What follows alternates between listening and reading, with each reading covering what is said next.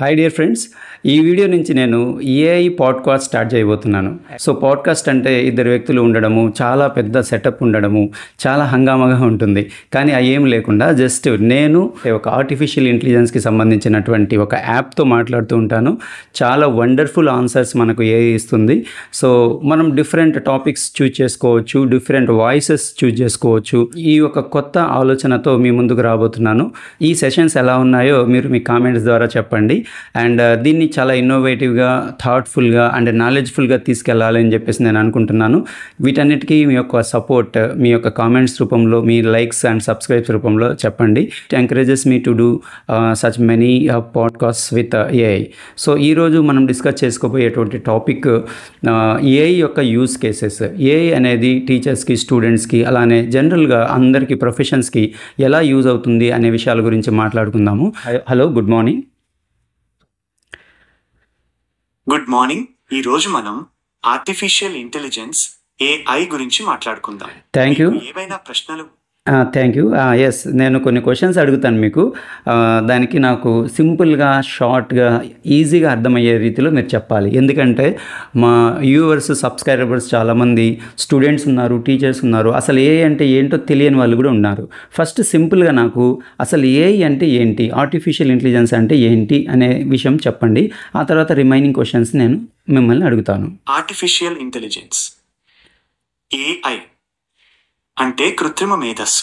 ఇది కంప్యూటర్లు, యంత్రాలు మనుషుల వలె ఆలోచించడం, నేర్చుకోవడం, సమస్యలను పరిష్కరించడం. ఏఐ ద్వారా కంప్యూటర్లు డేటాను విశ్లేషించి, నమూనాలను గుర్తించి, వాటి ఆధారంగా నిర్ణయాలు తీసుకోగలవు.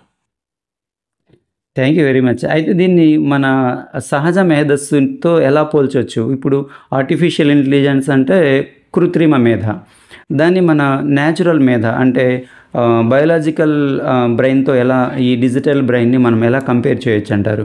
ఏదైనా ఒక ఎగ్జాంపుల్తో చెప్పండి.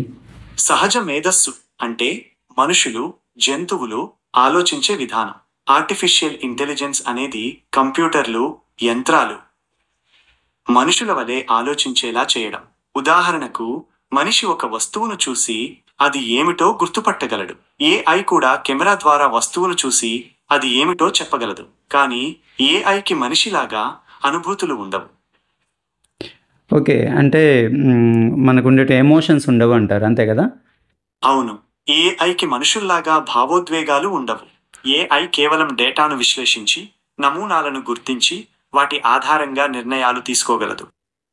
Okay, thank you. ఇంకా మనం డెప్త్గా ఏఐ గురించి నెక్స్ట్ వచ్చేటువంటి పాడ్కాస్ట్లో డిస్కస్ చేసుకుందాము.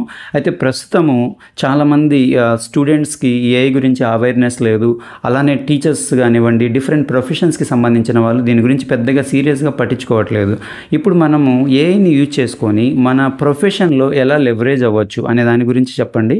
తర్వాత ఈ పాడ్కాస్ట్ ఆ క్వశ్చన్కి మీరు ఆన్సర్ చెప్తే ఇంతటితో ఆపేద్దాం. This is the first podcast and in future and we will dwell many interesting discussions. ఉపయోగించి మన వృత్తిలో రాణించడానికి కొన్ని మార్గాలు ఉన్నాయి. ఉదాహరణకు, ఉపాధ్యాయులు ఏఐని ఉపయోగించి విద్యార్థులకు వ్యక్తిగతీకరించిన పాఠాలను అందించవచ్చు. వైద్యులు ఏఐని ఉపయోగించి వ్యాధులను ముందుగానే గుర్తించవచ్చు. ఇంజనీర్లు ఏఐని ఉపయోగించి కొత్త ఉత్పత్తులను రూపొందించవచ్చు. మీరు ఏ వృత్తిలో ఉన్నారో చెప్తే ఏఐని ఎలా ఉపయోగించవచ్చో నేను మీకు మరిన్ని వివరాలు చెప్పగలను. నేనైతే ప్రజెంట్ ఒక గవర్నమెంట్ టీచర్గా ఉన్నాను. నా సబ్జెక్ట్ కెమిస్ట్రీ. అయితే స్టూడెంట్స్కి గైడెన్స్ ఇవ్వడము, మోటివేట్ చేయడము, అలానే ఈ టెక్నాలజికల్ అడ్వాన్స్మెంట్స్ గురించి నా క్లాస్ రూమ్లో మా స్టూడెంట్స్కి చెప్పడము నా యొక్క హాబీ అనమాట. దీనిలో భాగంగానే ఈ ఏఐ గురించి నేను చాలా రోజుల నుంచి తెలుసుకుంటూ ఉన్నాను. అయితే మీరు మీ కెమిస్ట్రీ క్లాసుల్లో ఏఐని ఎలా ఉపయోగించవచ్చో కొన్ని ఉదాహరణలు చెప్పమంటారా? షూర్. ఖచ్చితంగా. ఏఐని ఉపయోగించి విద్యార్థులకు రసాయన చర్యలను దృశ్యమానం చేయవచ్చు, క్లిష్టమైన సమస్యలను పరిష్కరించడానికి సహాయపడవచ్చు, మరియు వ్యక్తిగతీకరించిన అభ్యాస అనుభవాలను అందించవచ్చు. ఏఐ ట్యుటోరియల్స్, వర్చువల్ ల్యాబ్లు మరియు డేటా విశ్లేషణ సాధనాలను కూడా ఉపయోగించవచ్చు. వ్యక్తీకరించడం అంటే పర్సనలైజ్డ్ లెర్నింగ్, అంతే కదా? అవును. పర్సనలైజ్డ్ లెర్నింగ్ అంటే ప్రతి విద్యార్థి యొక్క అవసరాలు, ఆసక్తులు మరియు అభ్యాస శైలికి అనుగుణంగా బోధించడం. ఏఐని ఉపయోగించి ఉపాధ్యాయులు విద్యార్థుల పురోగతిని ట్రాక్ చేయవచ్చు, వారి బలహీనతలను గుర్తించవచ్చు మరియు వారికి తగిన అదనపు సహాయాన్ని అందించవచ్చు. ఎక్సలెంట్. మీరు ఒక ఏఐ ప్రొఫెసర్గా ఈరోజు మా పాడ్కాస్ట్లో ఫస్ట్ టైం పార్టిసిపేట్ చేసినందుకు మా యూట్యూబ్ ఛానల్ తరఫున అండ్ మా సబ్స్క్రైబర్స్ తరఫున మీకు ధన్యవాదాలు. అండ్ మనం నెక్స్ట్ ఏఐ రిలేటెడ్గా ఏ టాపిక్ ఉన్నా సరే మళ్ళీ మీతో ఇంటరాక్ట్ అవ్వడానికి ట్రై చేస్తాము. And thank you very much. ధన్యవాదాలు. మీతో ఏఐ గురించి మాట్లాడడం చాలా ఆనందంగా ఉంది. భవిష్యత్తులో కూడా ఏఐకి సంబంధించిన మరిన్ని విషయాలు మీతో పంచుకోవడానికి నేను సిద్ధంగా ఉన్నాను. Thank you. So dear friends, ఈ విధంగా మనం ఏఐతో ఇంటరాక్ట్ అవ్వచ్చు చాలా లైవ్లీగా, అంటే ఒక పర్సన్ మన పక్కన కూర్చొని మాట్లాడినట్టే ఉంటుంది. ఇంకొక చిన్న విషయం ఏంటంటే ఏఐకి తెలియనటువంటి విషయాలు చాలా చాలా తక్కువ. వీటిని మనం లార్జ్ లాంగ్వేజ్ మోడల్స్ అంటాము. లార్జ్ లాంగ్వేజ్ మోడల్స్ అంటే ఇప్పటి వరకు మన వరల్డ్లో అవైలబుల్ ఉండేటువంటి డేటా మొత్తం ఇచ్చి వాటిని ట్రైనప్ చేశారనమాట.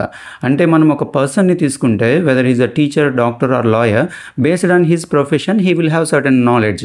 బట్ ఏఐ విషయం అలా కాదు, ఇట్ ఈజ్ ఆల్ రౌండర్ అనమాట. మనం ఏ టాపిక్ గురించి అడిగినా సరే ఆన్సర్స్ చెప్తుంది. అయితే దీనికి కూడా కొన్ని లిమిటేషన్స్ ఉన్నాయి. మనం కంప్లీట్గా ఏఐ మీద డిపెండ్ అవ్వకూడదు. బట్ జనరల్ ఒపీనియన్స్ కొన్ని అండ్ మనకు కొన్ని ప్రాబ్లమ్స్కి సొల్యూషన్ కోసం దాని మీద మనము స్లైట్గా డిపెండ్ అవ్వచ్చు. హెల్త్ రిలేటెడ్ ఉండేవి అండ్ కొన్ని మన కెరీర్కి, అంటే కెరీర్ డెసిషన్స్ ఉంటాయి కొన్ని, అంటే కంప్లీట్గా వాటి మీద డిపెండ్ అవ్వకూడదు. ఇలాంటి కొన్ని వాల్యూస్ అండ్ ఎథిక్స్కి సంబంధించినటువంటివి, స్పిరిచువాలిటీకి సంబంధించినటువంటి విషయాలు, ఇలాంటి కొన్ని సెన్సిటివ్ విషయాలు మాత్రం మనం చాలా జాగ్రత్తగా ఉండాలి.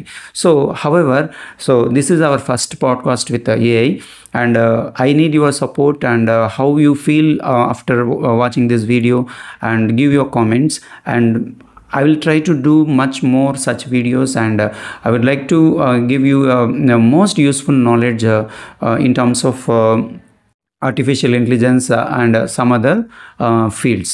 Thank you for watching. Yours, Reed Susan.